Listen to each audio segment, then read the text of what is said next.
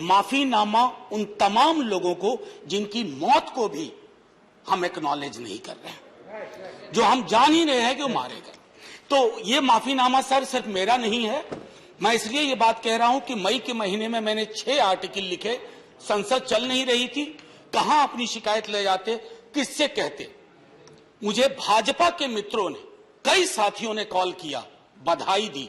मैं उनका भी एहतराम करता हूं और कहता हूं कि ये भरोसा इस सदन का है कि हम सबको एक साझा माफीनामा उन लोगों के नाम भेजना चाहिए जिनकी लाशें गंगा में तैर रही थी। किसी ने कह दिया ये, किसी ने कह दिया वो। सर दूसरी चीज, मैंने कल सेक्रेटरी जनरल साहब से बात करने की कोशिश की, बाकी जगह भी। किसी 2 सत्र के बीच में सर 50 लोगों की ऑबिचुअरी आज तक कभी नहीं हुई संसदीय इतिहास में। राजीव सातव की उम्र थी जाने की इस दुनिया से। रघुनाथ महापात्रा जब मिलते थे गले लगाते थे, बोलते थे जय जगन्नाथ। अचानक में वो नहीं है। ये पीड़ा व्यक्तिगत है, आंकड़ा मैं नहीं कहना चाहता हूं, मेरा आंकड़ा, तुम्हारा आंकड़ा।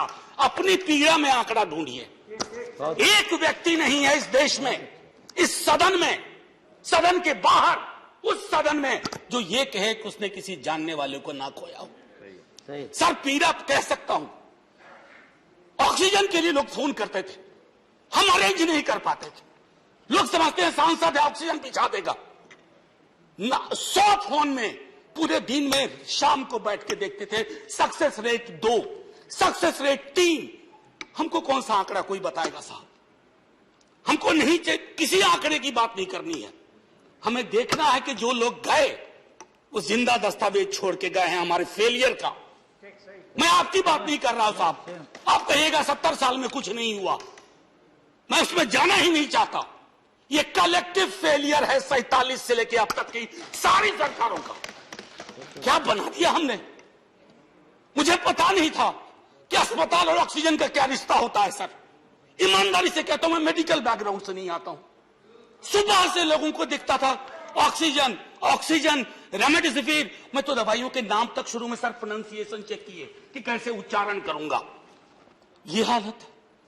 और तब हम आंकड़ों की बात कर रहे हैं, तब हम ये बात कर रहे हैं थैंक यू फलाना साहब, चिलाना साहब। सर मैं यहां से निकलता हूं, बहुत बड़ा विज्ञापन लगा हुआ है, मुफ्त वैक्सीन, मुफ्त राशन, मुफ्त इलाज। सर एक मिनट, मैंने किसी नहीं, please I don't want my time. मैं किसी दल की ओर से आज नहीं बोल रहा हूं। मैं दावे के साथ कहता हूं, मैं लाखों लोगों की ओर से बोल रहा हूं जो यहां बोलना चाहते हैं। अब मेरी बात सुनिए, आज शिकायत नहीं कर रहा हूं आपसे। ये वेलफेयर स्टेट है ना। एक साबुन की टिकिया अगर कोई गरीब गांव में खरीद रहा है ना सर, तो अडानी अंबानी के बराबर का करदाता है। आप उसको कह रहे हो मुफ्त, मुफ्त वैक्सीन, मुफ्त इलाज, मुफ्त राशन। नहीं साहब, कुछ मुफ्त नहीं है, उसका स्टेट है। इस वेलफेयर स्टेट का कमिटमेंट है, उसको आप डिनाइग्रेट मत करिए, डेमोनाइज मत करिए, उसे बौना मत बनाइए। ये आग्रह है मेरा।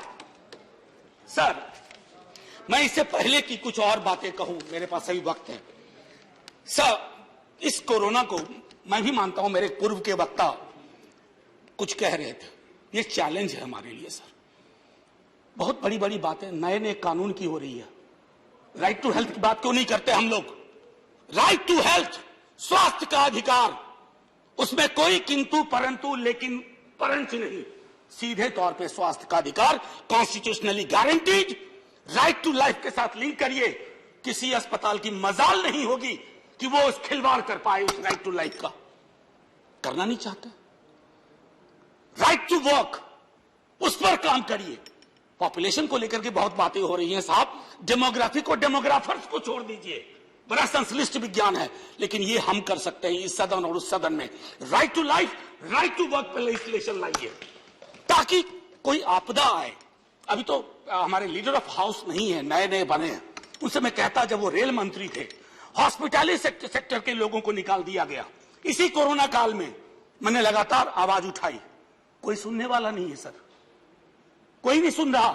अगर आप सांसद की नहीं सुन रहे हैं तो जो छोटे अदना संविदा वाले नौकरी से निकाले गए उसकी कौन सुनेगा सर? एक और अद्भुत चीज हुई इसी कोरोना के दौरान, माननीय उपसभापति महोदय, जब हाहाकार मचा हुआ था हॉस्पिटल के लिए, आईसीयू बेड्स के लिए, दवाइयों के लिए, यह हाहाकार जब मचा हुआ था, उस दौर में सर कई चीजें हुई, जिसमें से एक जो महत्वपूर्ण चीज मैं जिसका जिक्र करूंगा, उस हाहाकार में सरकारें, मैं सिर्फ केंद्र को नहीं कह रहा हूं, कई राज्य सरकारें भी नदारद थी।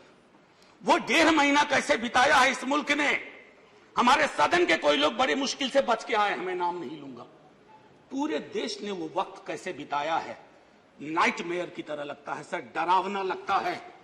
एक मेरा स्टूडेंट पढ़ा है, वह 37 साल का, हॉस्पिटल का बेड जब तक मैंने अरेंज किया वो दुनिया छोड़ के जा चुका था। मैं इसलिए बार बार इसको इसलिए ये कह रहा हूं कि इसमें व्यक्तिगत पीड़ा को ढूंढिए, तब हम इसका निदान ढूंढ पाएंगे। मेरी नाव तुम्हारी नाव, मेरा काल तुम्हारा काल, ये तो बहुत कुछ हुआ, इस भौकाल से आपको कुछ हासिल नहीं होगा। सर बस 1 मिनट और लूंगा, जो मैं कहना चाह रहा था। सर एक खत मैंने मृतात्माओं के नाम लिखा था, कुछ कर नहीं पा रहा था, बेबसी में एक खत लिखा, जो लोग इस दुनिया से चले गए, उसमें कुछ मैंने सलाह दी थी सर सरकार से। और ये जो उस बीच में कहा गया कि सरकारें फेल नहीं की, सिस्टम फेल कर गया। अरे साहब, ये सिस्टम कौन क्या है? बचपन से सुनते थे कि सिस्टम के पीछे व्यक्ति होता है, सिस्टम के पीछे एक संरचना होती है। अगर वो सिस्टम फेल किया है, चाहे दिल्ली में या किसी गांव की गलियों में, तो वहां की सरकारें फेल गई। सिस्टम का नाम इसे मत दीजिए, क्योंकि यही वो सिस्टम बनाते हैं। धन्यवाद। और आप बस आखिरी टिप्पणी करने दीजिए। प्रोफेसर धन्यवाद, आपको ज्यादा टाइम दे चुका हूं मैंने। सर बस 10 सेकंड लूंगा। आज जय हिंद बोलने में भी वो खुलूस नहीं आ रहा है जो आम दिनों में हुआ करता है।